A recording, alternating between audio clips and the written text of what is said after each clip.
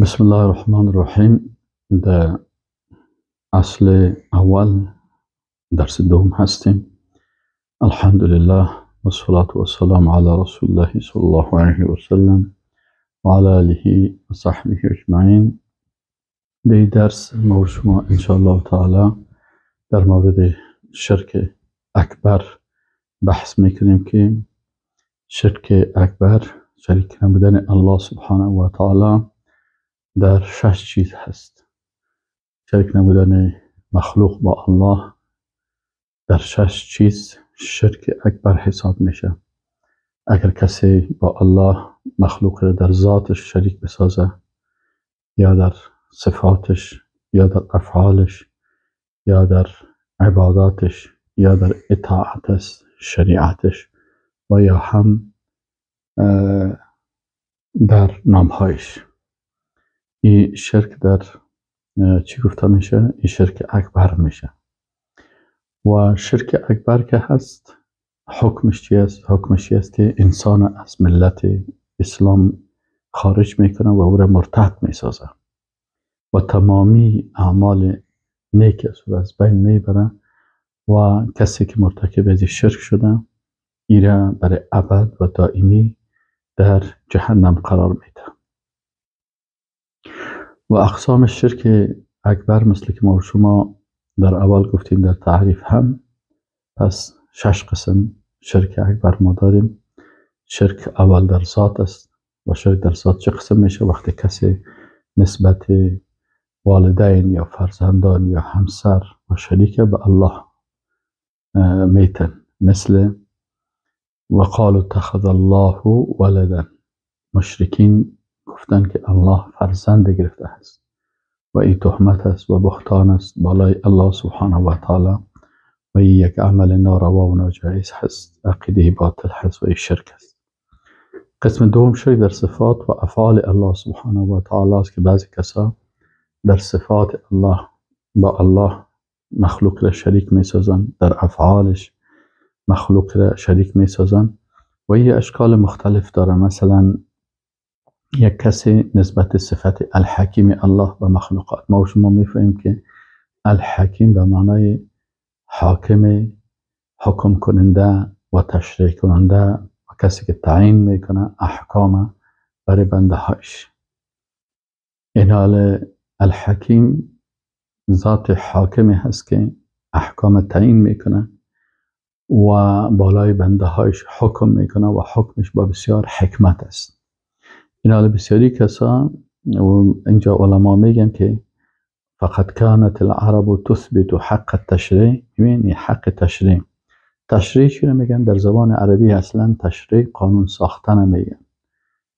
تشریع حق قانون ساختن، که کی قانون بسازه که حق چی هست، باطل چی هست، درست چی هست، غلط چی هست، چه قسم زندگی بکنیم در نظام اعتقادی، در نظام عبادات، در نظام سیاسی، نظام قضایی، اخلاقی.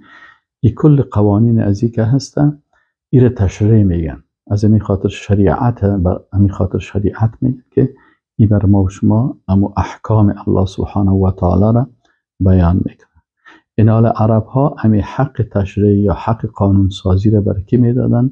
للکفهان، برای کاهنا میدادن. والملع و اببو، بزرگای و سنادید میگفتن که ملا و سنادید یعنی کسایی که اونا بزرگایشان بودن یا رهبرایشان بودن یا رهبرای سیاسیشان بودن یا رهبرای قومیشان بودن، اینا همی حق قانون سازی را بر از اونا میدادن. و این شرک در چی هست؟ در حقیقت این شرک نمیدن مخلوق است در صفت حکیم الله سبحانه و تعالی و در ربوبیت الله سبحانه و تعالی. چرا که رب العالمین یکی از خصوصیت هاشی است که احکام تعیین میکنه، حلال، حرام، جایز، ناجایز، خوب، بد، حق، باطل، این رو کلش خالق متعال تعیین میکنه و پیغمبرها ایره چی میکنن؟ تبلیغ میکنن. دوم مشکلی به نسبت صفت علم غیب الله و مخلوقات است. مثلا بعضی کسا شرک در صفات دارن که چی میکنن؟ که ذلك بأن يصف بعض خلقه تعالى ببعض الصفات الخاصة به عز و جل که علم الغیب. مثلا شرک در صفاتی است که بعضی صفات خاص الله را به یک مخلوق عقیده شود، مثل صفت علم غیب الله. الله سبحانه و تعالی علم الغیب است. بعضی کسا مثلا امی صفت علم غیب الله سبحانه و تعالی مثل نسبت به رسول الله صلی الله علیه و سلم یا به دیگر پیغمبران یا بر اولیاء یا به اولاد پیغمبر یا به صحابه یا به انسان‌های نیک یا به اولیاء الله، اگر کسی این صفت میته که صفت علم غیب الله هست، در حقیقت این در صفت علم غیب الله مخلوقات چی کرده؟ شریک ساخته هست. و به می خاطر است که مثلا کاهنا و فالبینا و ساحرا اینا بسیاری اوقات ادعای چی میکنن؟ ادعای علم غیب میکنن. ادعای غیب توسط کی میشه؟ توسط کاهنا میشه، توسط فالبینا میشه و توسط ساحرا جادوگرا میشه. اینا اکثرا وقتی که شما ببینین این کاهنا، همی کسایی که فال میبینن و در معبدها مجاورین هستن، اینا و یا فالبین ها هستن یا ساحرا هستن، مجاورین زیارت ها هستن، اینا را اکثر شما ببینید که اینا ادعای علم غیب میکنن و بسیاری وقتا وقتی کسی پیششان میره، یک مریض یک انسان میره، باز بررسی از بسیاری مسائل غیبی بر از اینا سخن میگوین. و رسول الله صلی الله علیه و سلم میگه من اتی کاهنا او عرافا فصدقه بما یقول فقد کفر بما انزل علی محمد صلی الله علیه و سلم. رسول الله صلی الله علیه و سلم میگه که اگر یک کسی پیش یک کاهن میره، پیش یک فالبین میره، پیش یک مجاور میره یا پیش یک عراف میره که ادعای علم غیب میکردن، دیگه پیش از اینا میرن و او را تصدیق میکنه به ما یقول. او مثلا از غیبیات گپ میزنه، بازی کسی که پیشش میره او را دمی گپ هایش تصدیق میکنه، میگه والا این گپ های بسیار راست گفت. رسول الله صلی الله علیه و سلم میگه فقط کفر بما انزل علی محمد صلی الله علیه و سلم، یعنی یقینا که کافر شد به چی؟ با آن چیزی که بر رسول الله صلی الله علیه و سلم نازل شده. بالای رسول الله صلی الله علیه و سلم قرآن عظیم شان نازل شده، این پس به قرآن ای کافر شده. یا مثلا تفاعل به حرکت ها، نام ها و صداهای پرنده ها. بعضی کسا مثلا میگه که اینی پرنده که هست، اینی پرنده اینجا شیش بر ما یک خبر خراب آورد، اینی پرنده که بیایی بزنی او ولی بسیار خبر خوب میاره. اینی فال گرفتن با اینی یا با صدای پیغمبران یا حیوانات یا ادعای تأثیر ستاره ها بالای مردم در زمین، مثلا این ستاره بر ما خبر میده که ای حالت فلانی اینی قسم است و ای حالت فلانی اینی قسم است. و هو الاحوال بالاحوال استدلال بالاحوال الفلکیه على الحوادث الارضیه المستقبلیه. این حال مثلا بعضی کسایی که با ستاره شناسی و گپا بر حوادث زمین در مستقبل خبر میدن. مثلا میگه که ستاره اوت میگه که در آینده این کار میشه، این ستاره میگه که مثلا در آینده اینی کار میشه. پس اینی ادعاهایی که مردم در این راستا میکنن، اکثرا این ادعاهای از اینا چی هست؟ ادعاهای از اینا ادعاهای هست که صفت علم غیب الله را به مخلوق میده. بعضی ها مثلا این صفت علم غیب برای یک انسان میتن و بعضی ها این صفت علم غیب برای مثلا جنها میتن. بسیاری کسا تو عقیده میکنن که جنها علم غیب دارن، برای ما از غیبیات خبر میتن. بعضی ها این صفت علم غیب حتی برای پرنده ها و برای حیوانات میتن. مثلا در سفر وقتی که اصل جاهلیت یک کسی سفر میکرد، بازمی حیوان رها میکرد که اگر دست راست میرفت یا دست چپ میرفت، دست راست میرفت باز میگه سفر توی این صحیح هست، خبر داد که در سفرت کدام مشکل نیست، سفر بکن. و بعضی های دیگه که بدن باز مثلا پرنده ها را اعلام میدادن، این قسم اگر این طرف راست میرفت میگه سفرت خوب است، اگر چپ میره باز میگه اشکو سفر نکنی خطرناک است. به این معنا که حیوان یا این پرنده این علم غیب داره و برای تو از سفرت خبر میده که آیا این سفر تو خوب است و یا سفر تو خطرناک هست. اینی دادن این صفت. حتی بعضی ها مثلا تیرها را میگرفتن، به این تیرها علم غیب میدادن. مثلا سفر وقتی که میرفتن این تیرها را به این چیز منداختن، بالا میکردن، در یکیش نوشته کرده بود که برو، در یکیش میگه که نرو. این حالی که میگه این سفر برو، و این معنا که تیر خبر داره از علم غیب که تو در آینده برای توی سفر خوب است، از این خاطر برات میگه که برو. اینی اعتقادات باطل هست که در صفات میشن. یا مثلا نسبت صفت تصرف مالکیت الله به چی هستن؟ به مخلوقات. الله مالک متصرف است، یا آسمان ها را و زمین، تدبیر از اینا را کلش الله متعال میکنه و اینا را حفظ میکنه. اینا را الله خلق کرده و حفظ میکنه و تدبیرشان میکنن. ای که مثلا آفتاب چه وقت شوه، محتاب چه وقت، یا مثلا باران چه وقت شوه، یا برف چه وقت شوه، این چیز اینالی کلش مربوط به الله سبحانه و تعالی هست. اینالی ایره چی میکنن؟ شرک در تصرف چی است؟ میگه تصرف اسم جامع لجمیع صفات ملکیه مثل والملوکیه. یعنی این تصرف چی را میگن؟ این تصرف شامل تمام صفات ملکیه و الملوکیه که مالکیت و ملکیت از الله هست، و خلق و امر و تدبیر و قدرت و ربوبیت و زنده کردن و میراندن و دیگه. این حاله این کلش مربوط به تصرف الله میشه. یعنی الله مالک متصرف است، مالک تمام این مخلوقات الله هست. این تمام مخلوقات ملک الله هستند. الله سبحانه و تعالی اینا را خلق کرده، اوامر الله بالای از اینا جاری میشه و تدبیر از اینا الله میکنه و قدرت بالای از اینا الله داره و الله هست که رب العالمین است، زنده میکنه و میمیرانه کلش. این حالی کلش مربوط به تصرف میشه.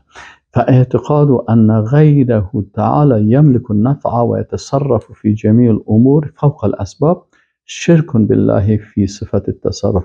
این حال اگر میگه، پس اگر کس عقیده بکنه که غیر از الله سبحانه و تعالی کس میتونه که مالک نفع باشه و تصرف بکنه در تمامی امور فوق اسباب، یکی است که اسباب بر ما الله خلق کرده، یک کسی در عالم اسباب کار میکنه، بنابراین این سبب الله خلق کرده و تأثیر از این هم در الله گذاشته است.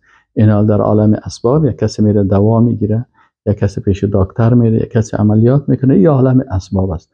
اما اگر کسی میگه که یک مخلوق مالک متصرف هست، میتونه بدون دوا و بدون همه چیز مثلا تو را شفا بده.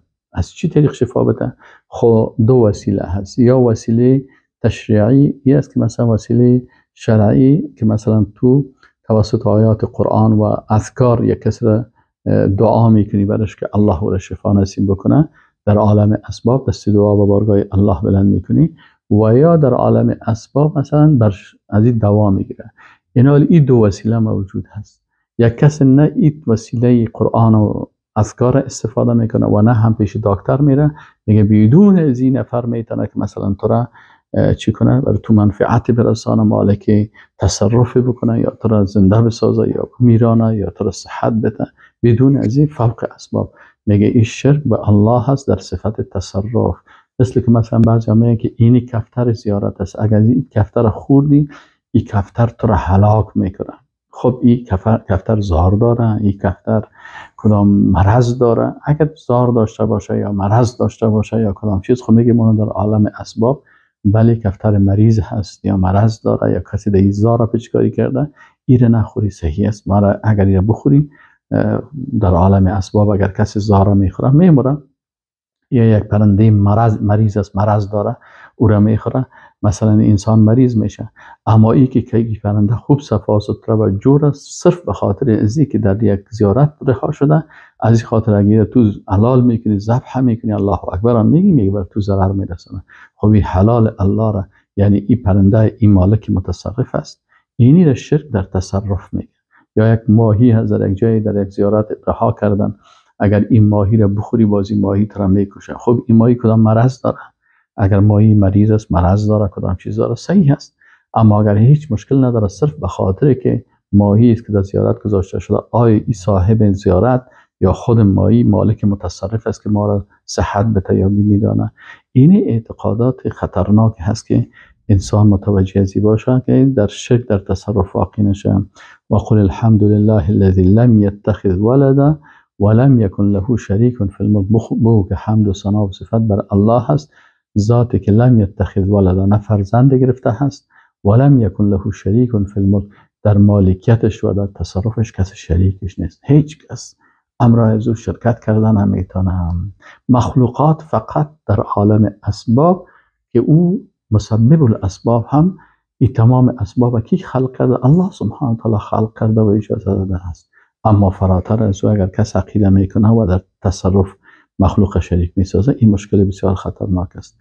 دیگر نسبت افعال شفا دادن، حفظ کردن و پناه دادن، مثلا الله که از شافی الامراض است و اذا مرضت فهو یشفین. ابراهیم علیه السلام میگه وقتی که من مریض شم فهو یشفینی، یعنی الله مرا شفا میده.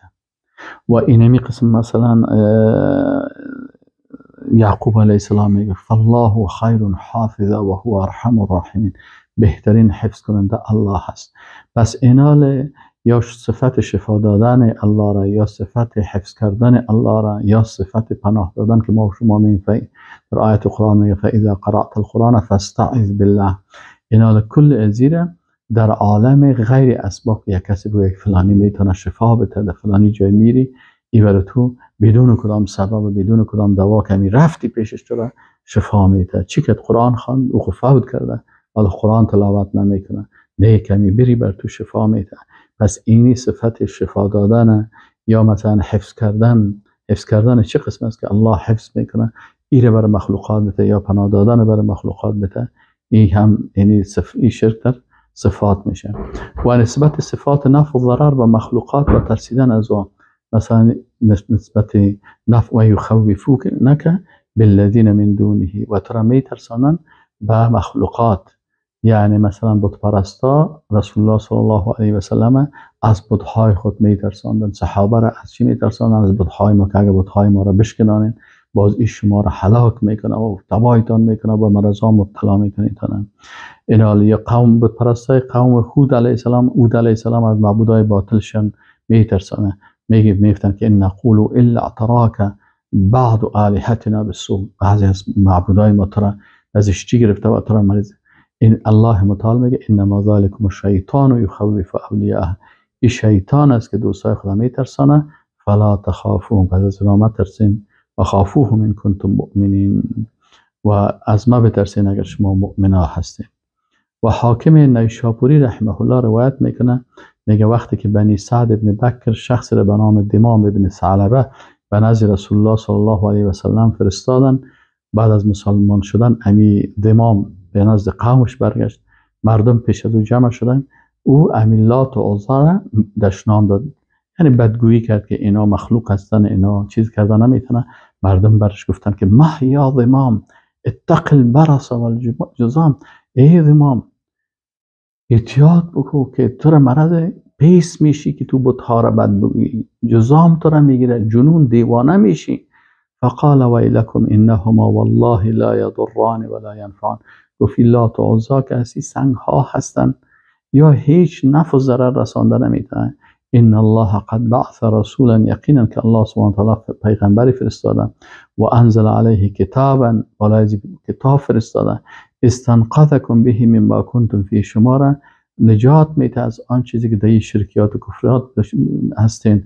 و اینی والله و اینی اشهد ان لا اله الا الله، قسم و اینی و ما که هستم شهادت میدم که نیست معبود به حق که عبادت مستحق عبادت و اطاعت باشه بغیر از الله، و شهادت میدم که محمد بنده و رسول الله هست، و ما پیش شما از نزد پیغمبر آمدیم به او چیزی که مرا امر کرد و به او چیزی که شما را باید از اون با آنچه که شما را ما امر بکنم و شما را نهی بکنم که رسول الله هم گفته هست. فوالله ما امسا ذلك اليوم من حاضرته، میگه قسم از راوی میگه که هنوز دیگر نشده بود که دمی حاضره یزید دمی منطقی از اینا رجل ولا امرأة الا مسلم، میگه همگی وقتی که گپ‌های زیر شنیدن کل از اینا مسلمان شدن الحمدلله. قال ابن عباس میگه ما هیچ وفد یا گروهی را ندیدیم که افضل از دمام ابن ثعلبه باشه. چرا؟ قوم از کلشان مردمای هوشیار و فهمیده بودن، وقتی گپ‌های زیر شنیدن کل از اینا مسلمان شدن، در حالی که اول بت‌ها بر از اینا چی میکردن که اگر این بتا بشکنانی یا بد بگویی تو را حتی به مرض دیوانگی و پیس و جذام میگیره. و شیخ عبدالله جبرین میگه که خوف شرکی چی است؟ ان یخاف من مخلوق خوفا مقترنا بالتعظیم و الخضوع و المحبه. میگه این خوف شرکی هست که یک نفر مثلا صفت خوف که باید از الله بترسی، این مثلا یک نفر از مخلوق خوف میترسه که به همراه تعظیم و خضوع و محبت باشه، که مثلا به مخلوق امو تعظیمی که به الله میکنی، امو خضوع و عاجزی که به الله میکنی، امو محبتی که به الله داری به همراه خوف و ترس از الله، این به مخلوق بکنن. پس این خوف چی هست؟ این خوف شرکی هست. مثلا میگه و من ذلك الخوف من صنم، از این جمله مثلا خوف از یک بت است، یک کسی از بت میترسه، او من میت یا از یک مرده میترسه، خوفا مقرورا به تعظیم و محبه، یعنی هم بر از او تعظیم عظمت قائل میشه به می صاحب قبر و هم بر از او محبت داره و هم از او میترسه. فیخاف ان یصیبه بمکروه بمشیته و قدرته، باز از این مخلوق مرده میترسه که این مرا با قدرت خود و بر ذات خود مرا بر ما عذاب میرسانه. که ان یخاف، مثل که میگم بترسه، ان یصیبه بمرض، که به مرض مبتلا میکنه، او به آفت فی ماله، یک آفت در مالش میاره، او یخاف ان یغضب علیه، یا بترسه که مثلا بالایش غضبناک میشه، فیسلبه نعمه، نعمتها رو بگیره. فهذا من الشرک الاکبر، این شرک اکبر است. چرا؟ او خوفی را که باید از الله میداشت ای از مخلوق داره، و او تصرفی که الله داره، او تصرف الله را به مخلوق قائل میشه که این میتونه بر من مثلا با قدرت خود چی کنه؟ مهر مریض بسازه یا آفت سر ما بیاره، نعمتها را از من بگیره. چرا؟ میگه لانه صرف و عبادت الخوف و تعظیم لغیر الله. اینه میگه مشکل از این چی است؟ که دو عبادت است، یکی عبادت قلبی خوف است و دیگه عبادت قلبی تعظیم است، که چی کرد؟ این دو عبادتی که مخصوص الله هست این را گرفت به غیر الله قرار داد. خب شکل دوم نسبت صفت مخلوق به الله هست. شرک در صفات، گاهی اتو میشه که مثلا افعال یا صفات الله به مخلوق داده شود، یا برعکس از او صفات مخلوق به الله سبحانه و تعالی نسبت داده شود، یعنی الله را در صفات ضعف و عاجزی و ناتوانی مخلوق شریک بسازن. مخلوقات صفات مثبت و منفی دارن که به مخلوق بودن از آن دلالت میکنن. ما صفات مثبت هم داریم، صفات منفی داریم. باید بدانیم که نسبت دادن افعال مخلوق به خالق نسبت دادن صفات عاجزی، ناتوانی و ضعیفی به الله می باشه. این بی‌ادبی سبب کفر و بیدینی میشه. این حال ما انسان ها اگر صفت مثبت هم داریم، مثل خوردن، نوشیدن، ازدواج کردن، خوابیدن، این صفات مثبت هست، لکن این هم چی هستن؟ این هم دلالت به عاجزی و بیچارگی میکنن. و اگر صفات منفی داشته باشیم، مثل دروغ گفتن، مثل حسادت کردن، مثل غیبت کردن، این صفات منفی هم دلالت به عاجزی و ضعف ما میکنن. بنابراین نه صفت مثبت مخلوق به الله نسبت بدیم و نه صفت منفیشه. چرا؟ صفات مخلوق صفات عاجزی و ناتوانی هست. یهودیان، نصرانیان و سایر مشرکین که بودن، اینا چی کردن؟ بعضی از صفات مخلوقات به الله نسبت میدادن که سبب شرک و کفر آنان در صفات میگردید. مثلا وقالت الیهود ید الله مغلوله، یهودیان میگفتن که العیاذ بالله دست الله بند است. چی معنی بسته هست؟ یعنی العیاذ بالله اونا صفت بخیلی رو به الله نسبت دادن و به می صفت الله متعال گفت که غلت ایدیهم و لعنوا بما قالوا، لعنت شدن به آن چیزی که اینا کردن. و به می شکل سوم چی است؟ تمثیل و تشبیه صفات الله با صفات مخلوق. بعضی کسا مثلا تشبیه میکنه صفات الله را با صفات مخلوق. در تمثیل و تشبیه صفات خالق متعال کسانی که به فلسفه، منطق و علم کلام مبتلا هستند، اینا به 3 فرقه اساسی تقسیم میشن یا 3 فرقه هستن. اول کسایی هستن که کاملا صفات خالق مثل صفات مخلوق میدن که اینا را مجسمه و ممثله میگن. این مردمای مجسمه و ممثله کی هستن؟ کسایی هستن که صفات خالق متعال مثل صفات مخلوق میدانن. یعنی امی قسم مثلا وقتی که هر صفت الله برشان ذکر شود، این مشابه با صفات مخلوقات میدن. مثل نصرانی ها قبلا مثلا صفات الله را، ذات الله را و صفاتش با مخلوق تشبیه میکردن. از این خاطر وقتی که از خالق متعال گپ میزنن، او را میارن مثلا چهره عیسی مسیح را برش میته، مجسمه را. اینا اینی طایفه مجسمه هستن. این کسایی هستن که صفات الله سبحانه و تعالی را چی میکنن؟ مثل صفات مخلوق میدن. باز چی میگفتن؟ و مثلا میگفتن که الله یدون که یدی، وقتی که ید الله فوق ایدیهم میخوانن که دست الله بالای دستای از اینا هست، بازیات تشبیه میکردن که دست الله که است مثل دست ما است. اینی کسی که این تشبیه میکنه اینی شرک است در افعال. یا سمعه که سمی، وقتی که میخوان که الله سبحانه و تعالی سمیع هست و بصیر هست و استوا کرده، بازی کلش با خود تشبیه میکرد که سمعش هم مثل سمع موارث و بصرش هم مثل موارث و هذا كله شرک بالله تعالی. این کل شرک است. الله سبحانه و تعالی میگه که لیس کمثله شیء، هیچ چیز مثل الله نیست. پس اینا به اساس آیات قرآن به شرک و کفر مبتلا شدن، مثل فرقه های بدعتی. و دوم یک طایفه بودن، اینا طایفه مجسمه و مشبهه بودن. اینا بودن. قسم دوم کسایی هستن که باز اونا مبتلا به علم کلام هستن. اینا هم تشبیه میکنن صفات خالق با صفات مخلوق. باز به خاطر از اینکه عظمی تشبیهی از اونا فرار بکنن، بازی چی میکنن؟ بیخی از صفات انکار میکنن. بیخی کل صفت از سمیع و از بصیر از اینا انکار میکنن، مثل جهمیه و معتزله. جهمیه پیروان جهم ابن صفوان سمرقندی بودن، کسی که تمامی صفات الله را انکار کرد. و معتزله پیروان واصل ابن عطای معتزلی بودن، و هم انکار صفات کرد. علما میگن که فانهم لم يفهموا من اسماء الله و صفاته الا ما هو اللائق بالمخلوق. یا مشکلشان در چی بود؟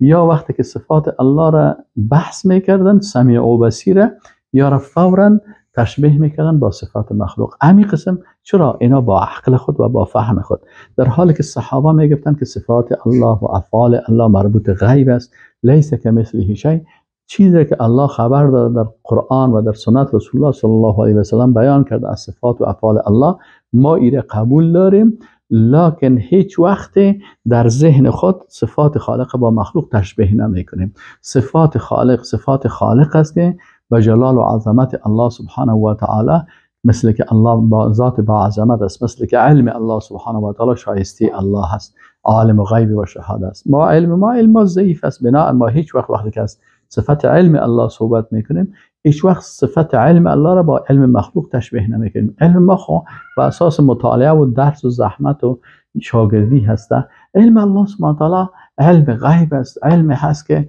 او علم کامل هست. ما خود علم ما نقصان داره.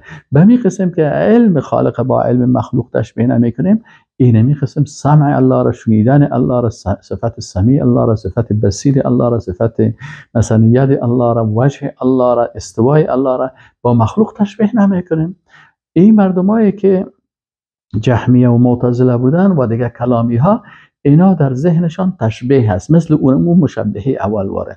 اونا و قسم اولی که مجسمه و مشبهه و ممثله بودن که تمثیل میکردن، اونا خو مشرک شدن به خاطر ازی که بیخی امو قسم اقرار میکردن که العیاذ بالله صفت سمع الله که مثل سمع موارث، الله مثل موارث هست. این تو الله را به خود تشبیه میکردن در صفاتش.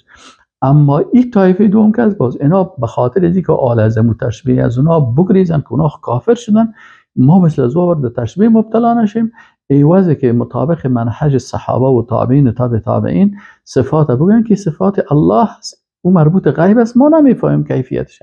و این صفاتی که ما داریم صفات مخلوق است، لیس کمثله شیء. به این قناعت بکنن، اینا بیخی از این صفات انکار کردن. علما میگن فانهم لم يفهموا من اسماء الله و صفاته الا ما هو اللائق بالمخلوق. میگه یا صفات الله را نفهمیدن مگر این قسم فهمیدن که وقتی از صفت الله که سمیع و بصیر گپ میزدن، این فوراً میوردن که این لایق به مخلوق هست، عاجل تشبیه میکردن.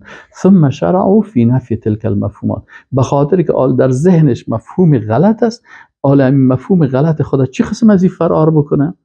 حالا خود در ذهنش است، چون این به منهج فلسفه روان است، به منهج منطق روان است، منهج عقلانی سقراط و ارسطو روان هست، علم کلام هست. این حالا چه قسم از این تشبیه خود فرار بکنه؟ دیگر راه نداره به غیر از اینکه از این صفات انکار بکنه، مثل چی است؟ و بذلک جمع بین تعطیل و تمثیل. اینا میگه جمع کردن بین تعطیل و تمثیل.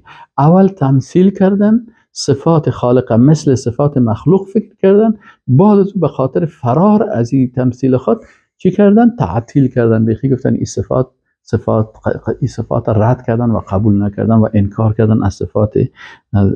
از این خاطر علما میگه که مثلوا اولا و عطلوا آخرا. اول خوب تمثیل کردن صفات خالقه مثل صفات مخلوق مثل گفتن، در حالی که در آیت قرآن میگه لیس کمثله شیء ثم عطلوا آخرا. بعد از وقتی که آل در بند ماندن، آل بیخی گفتن راه نجات چی است؟ راه نجاتش تعطیل هست. این قسم دوم از اینا بودن. سوم کسانی در شرک مبتلا شدن که بعضی از صفات را انکار میکنن. مثلا بعضی کسایی هستن که اونا هم در صفات مشکلات دارن. این چی هست؟ که اینا مثل جهمیه و مثل معتزله و کل صفات انکار نمیکنن. اینا باز آمدن گفتن نه این صفات قبول داریم، سمیع را قبول داریم، بصیر قبول داریم، این قبول داریم، این قبول داریم. باز بعض صفات دیگه که مثل استوا هست، مثل ید هست، مثل وجه هست، باز یارا گفتن که دی باز تشبیه می و چطور می منتها عین گپ از اونا را میزنن. اینا هم به مرض از مبتلا شدن، لکن فرقشان چی است؟ که اونا کل صفات انکار کردن. اینا چی میکنن؟ اینا میگن نه ما یک تقسیم بندی میکنیم که اینی صفاتش قبول داریم و اینی صفات دیگهش باز تعویل و چی میکنن؟ تحریف میکنن و باز میگن که ما اینه اما تحریف یعنی معنایش تغییر میدن، باز نامش چی میمونن؟ میگه این تعویل صفات است. ما این صفات تعویل میکنیم، مثلا نمیگیم ید، میگیم چی هست؟ میگن ید نمیگیم. چرا ید نمیگیم؟ میگه ما میگیم ید به معنای قدرت است. خب چرا؟ وقتی که سمیع میگی قبول داری سمیع؟ میگه قبول داریم. خب ید چرا نمیگه؟ میگه به خاطر که ید اگر بگویم بازی تشبیه با ید مخلوق میه. خب خیو جهمیه که میگفتن خواه میگن که اگر سمیع بگویم باز تشبیه با سمع مخلوق میه.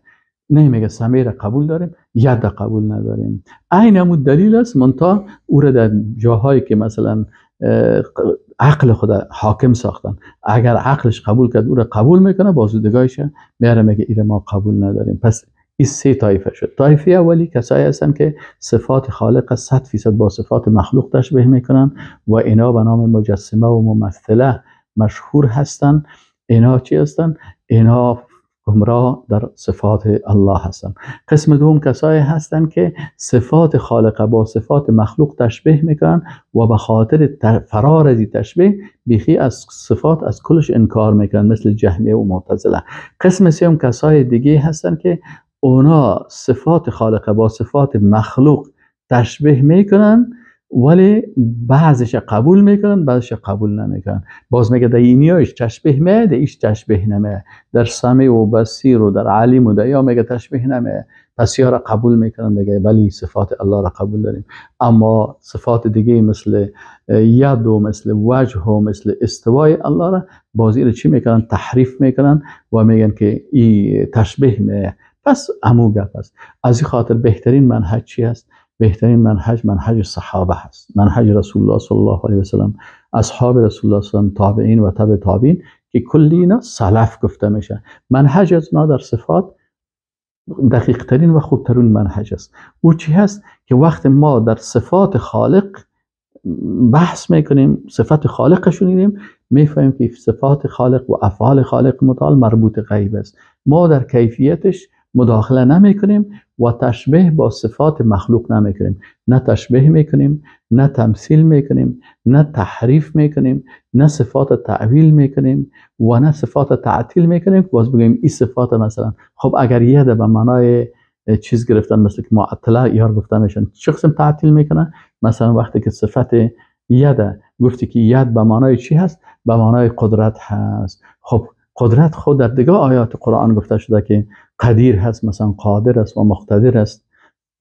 پس وقتی که ید هم قدرت تعویل کردی یا تحریفش کردی، معنایش تغییر دادی، پس صفت ید الله چی شد؟ او صفتی که مثلا ذکر شده که ید الله فوق ایدیهم بل یداه مبسوطتان، این چی شد؟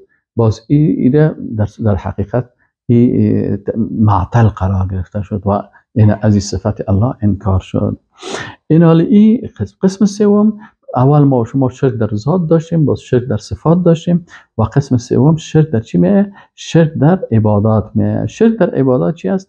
انجام دادن کدام عبادت به کدام مخلوق است. این شرک در عبادات است که یک کسی یک عبادت چی میکنه؟ یک عبادت مثلا بر یک مخلوق انجام میده و این هم از شرک اکبر هست. و شرک در عبادات 6 نوع هست. مثلا شرک در عبادات، مثلا اقسام شرک در عبادات، مثلا اولش عبادات فکری هست. بعضی عبادات هاست که مربوط به فکر و عقیده میشه در اصول اعتقادی. این حالا پس انسان در عقیده خود باید مخلوق را با الله شریک نسازه. فکرن وقتی که مثلا ما میگیم که عقیده داریم که عبادت مخصوص الله سبحانه و تعالی هست و هیچ کس را در عقیده خود صلاحیت نمیتیم که او مستحق عبادت باشه یا مستحق اطاعت باشه یا مستحق قانون سازی باشه. این کلش این مخلوقات این صلاحیت ندارن. پس این انسان با فکر خود و یتفکرون فی، انسان در عبادات فکری مثلا یتفکرون فی خلق السماوات والارض الذين يذكرون الله قياما وقعودا وعلى جنوبهم ويتفكرون في خلق السماوات والارض ربنا ما خلقت هذا باطلا سبحانك فقنا عذاب النار. این حال اینجا تفکر که است، این عبادت فکری هست که در عبادت فکری خود وقتی که ما درباره مخلوقات فکر میکنیم، پس با فکر خود عقیده می داشته باشیم که خالق همه از اینا الله هست و الله سبحانه و تعالی اینا را باطل خلق نکرده هست. دوم قسم شرک در عبادات قلبی است. مثلا عبادات قلبی مثلا نیت هست، دی باید کسی را شریک نسازی. یقین و باور هست، فهمیدین دی باید که در یقینت مثلا شک وجود نداشته باشه. محبت، خوف، رجا، خشوع، خشیت، توکل، رغبت، رهبت و انابت، اینا کلشان چی هستن؟ اینا کلشان عبادت های قلبی هستن. شرک در عبادات زبانی چه قسم میشه؟ که مثلا یک نفر در ذکر کردن به عوضی که یا الله بگویه، بعضی کساس وقتی که میشینه میخیزه نام مخلوق میگیره در نشستن خود، در برخاستن خود و در مشکلات خود. مثلا وقتی که ما شما یک چیز میگیم یا الله استغفر الله، بعضی کسایی رو ببینید که به عوض یا الله و به عوض استغفر الله نام های مخلوقات میگیره که یا فلانی شخص یا فلانی. العیاذ بالله. این شرک در چی هست؟ در ذکر است یا در شکر یا در دعا. مثلا بعضی کسا دست دعا را به بارگاه مخلوق بلند میکنه که ای فلانی مخلوق مرا از این مشکل خلاص کن. یا استغاثه به مخلوق میکنه. استغاثه چی هست؟ در وقت سختی و درا که بیایه دیگه این حال یکی استغاثه کردن، مثلا طلب کمک کردن از یک مخلوق در عالم اسباب است. مثلا شما بسیار مریض هستین، برای دکتر میگین دکتر صاحب یک پچکاری درد بر ما بکن لطفاً که بسیار درد زیاد است. این دکتر میفهمه که دکتر پچکاری داره، پچکاری درد است، این در عالم اسباب است. اما یک کسی دیگه مثلا برای یک مخلوق استغاثه میکنه که ای من مریض هستم برای من شفا بده، او مخلوق در حالی که فوت کرده و در عالم اسباب هیچ نقش مثلا نداره، نمیتونه، پس از او این مثلا استغاثه میکنه به این مخلوق یا پناه میبره به این مخلوق در عالم ما فوق اسباب. یا تعویض، مثلا اولاد خدا بر از این مخلوق پناه میده، بعضیا مثلا به یک موره پناه میده، بعضیا به یک مرده پناه میدن، بعضیا به یک سنگ پناه میدن. یا استعانت یا توسل، اینی کلشان شرک در عبادات چی میشن؟ در عبادات بدنی میشه، زبانی. و شرک در عبادات بدنی چی است؟ مثلا یک نفر برای استاد میشه با امو عظمتی که ما در مقابل الله قیام میکنیم، این میخیزه امی تعظیم در حالت قیام و یک مخلوق میکنه، یا رکوع میکنه یا سجده میکنه یا قعده میکنه یا برای مخلوق نماز میکنه یا برای مخلوق روزه میگیره به نام مخلوق، یا مثلا میره در چیز مخلوق طواف میکنه و حج میکنه، یا مثلا در هجرت و این خب مثلا هجرت و جهاد کسی آخه مربوط الله سبحانه و تعالی است، لکن یک کسی میخیزه مثلا به نام مخلوق میجنگه، به خاطر بت‌های خود میجنگه، یا مثلا به خاطر بت‌ها مثلا سفر میکنه به منطقه بت پرستی و این دیگه پاک مبرم بت پرستی بکنم. این کلش. و شرک در عبادات مالی چی است؟ شرک در عبادات مالی مثلا شریک نبودن مخلوق در صدقه یا نذر یا ذبح یا قربانی یا وقف. مثلا میخیزه یک نفر ذبح میکنه به نام مخلوق یا یک نفر نذر میکنه به نام مخلوق. اینا شرک هستند در عبادات چی؟ عبادات مالی.